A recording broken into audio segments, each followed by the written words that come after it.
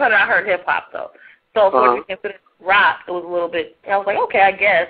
But I can see I agree. I can see how the elements, though, of the music can kind of give it like kind of a soft rock feel to it. Because honestly, if it wasn't me rapping on the track, I could totally hear someone just totally singing over it. You know what I mean? Yeah, absolutely. Yeah, I think I you know, it's, I don't know if maybe rock is not the best designation, but certainly something non-hip hop. It does have, I don't know if you want to call it pop even. I don't even know. But some sort of mainstream. It should be on High 97, but maybe it should be on C100. I don't really know where it belongs.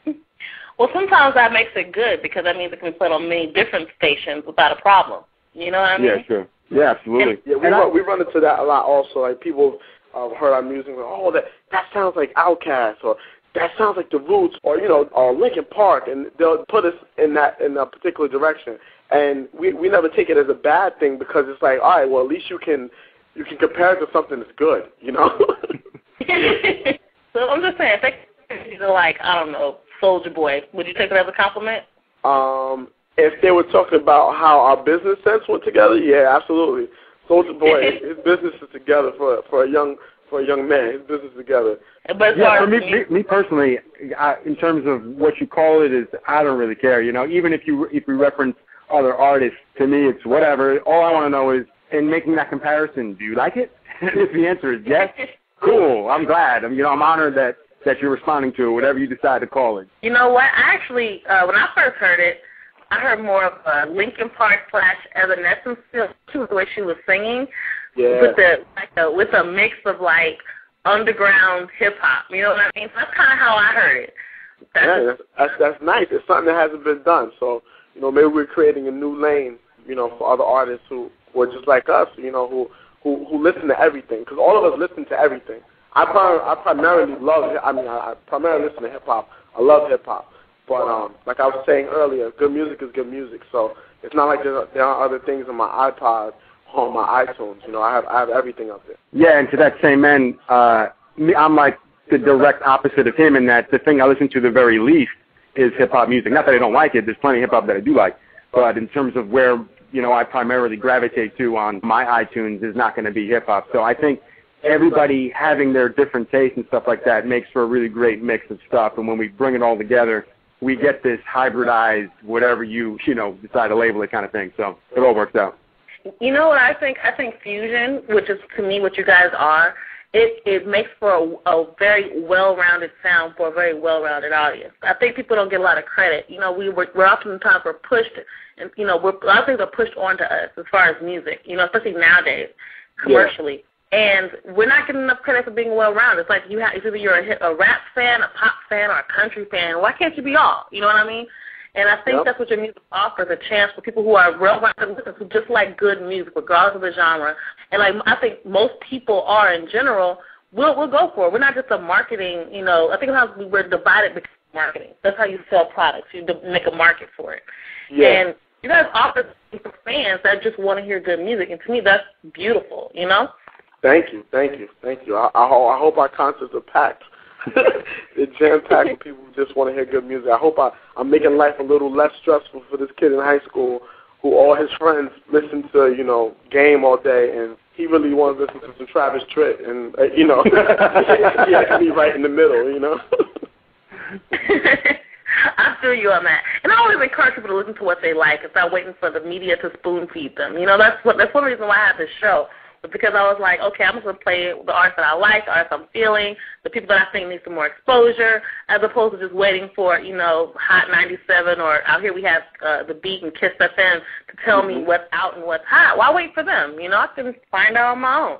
Absolutely. So I want to get into your next track, which is another track I really liked a lot. In fact, I was actually going to have the concept of this song be the topic for tonight, but I changed it because of the whole Michael Jackson Memorial thing gave me another inspiration, and I went with that. But this track, Sunlight, is very inspirational, I thought. And I wanted to go ahead and play that tonight. Talk to me about that track, Sunlight. Sunlight. All right, well, this track, for me, a lot of people in life, whether when they're 8 and when they're, graduating high school or college, they all have these ideas of what they want to do with their lives and where they want to end up. And unfortunately for a lot of people, nothing goes according to how they planned it, and all of a sudden, they're 30 years old, or 50 or 60 or whatever, and they're looking at where they're at and they're going, how the hell did I end up here? This is not where I wanted to be. And so the song is basically acknowledging that, and at the same time saying, well, listen, if you're not where you wanted to be, there's no reason why you can't make the decisions and choices right now to go where you initially wanted to be. So what? So you missed the mark. So do what you have to do to be happy and be fulfilled. And so that's essentially what the song is about in total. Okay. Well, here you go. Sunlight by 9 Leaves. Hot track. Cause I'm used to living low these days. Laugh at bad jokes so my rent gets paid. It's never too late to walk. That was Sunlight by 9 Leaves. Please check out their album. They have it on cdbaby.com. I actually checked it out. You can find the link on the blog. You can click it, buy the album. Check out their tracks. I have it yesterday on the blog as well as their video. Check out their very creative group. I love their music, and I'm sure some of you guys do too who are listening so far. I'm actually getting a text message, you guys, 9 Leaves. I'm getting some text messages from people that are really enjoying your music. So I have people on Facebook and on AIM and text messaging me telling me they really enjoy your music. One person said that it's so refreshing to hear something so different and conceptual. Good work. So that's one of the comments I got. Wow, really nice. Really nice. Thank you. So far it sounds like people are liking you. You're getting some good reviews so far. That song Sunlight, the reason why I think it hit me really so hard, because I'm a big advocate for moving on. Sometimes things happen. You have to, pick up and keep going and still accomplish those dreams, Absolutely, absolutely. The topic touched us the same way. When actually Zach came up with the concept, and when he asked me to be on, and I was like, oh, I'm all for this, because I was listening to someone speak one time, and they were saying, actually it was Steve Harvey, and he was saying how he's got all this success, and his career really didn't pick off until he was like 40. And he's like, but what if I would have sat here and said, I'm 40 years old and it's over for me. I didn't do all the things I did, and then God gives him 40 more years. Is he just going to stay in the same place because he was 40 and decided not to start? So I felt it was very important that we did that song, and one of the messages we get out to people is always continue pushing and striving on, because life is short, but then at the same time it is a blessing to be able to get up every day, and you want to make the most of that. And I think that's what makes that song so inspirational. And like I said, I was actually make that the topic for tonight, but with the whole Michael Jackson thing, I kind of switched it up. I had to get another inspiration, but that track hit me really hard. I work with pregnant teens, and one of the things that we do is we try to give them their high school diplomas and hopefully inspire them to go on to college or pursue a career of some sort.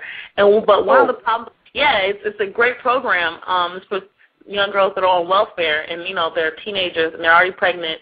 Some of them have 2-3 babies, and they're already living in they're impoverished. They've been impoverished their whole lives. They don't know anything else outside of their projects, outside of their current situation.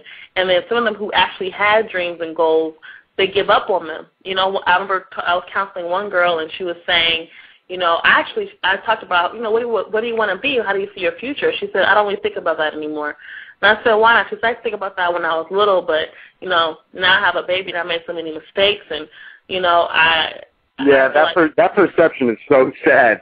When people hold that, this whole thing of like, oh, there's no more hope, there's nothing I can do, I have to just consign myself to the fate that I've been dealt. I have a kid now, so it means my life is over. It's such a shame when people fall into that mindset, but, man, it's just sad. You know what I mean? Yeah, I totally feel you. And the worst part is people around you start to, treat you that way. So, like, for example, the girls that I work with, people treat them like they're nothing because they're teenage mothers. Like their world is over for them now. They're not going to be anything else but welfare queens. And the thing is, I talk to these girls, they don't see past the next 5 minutes. All they think is, I got to feed my baby today. I got to do this today. They don't think, like, 10 years from now, where am I going to be? They don't think 20 years from now, where is my future? Am I going to still be living in, the projects in South Central, or am I going to move on to live in the Hamptons in New York? They don't even think about that because they feel like their world has ended. And songs like that, to me, are so inspiring because it talks about you know, picking up and continuing. It's not over for you. It's never over. You know, like I could definitely give about Steve Harvey, you know, because you're 40, because you have a baby, because you have cancer, because, you know, you broke a leg. That lady who was paralyzed from the neck down learned how to paint with her teeth, you know. It's never over.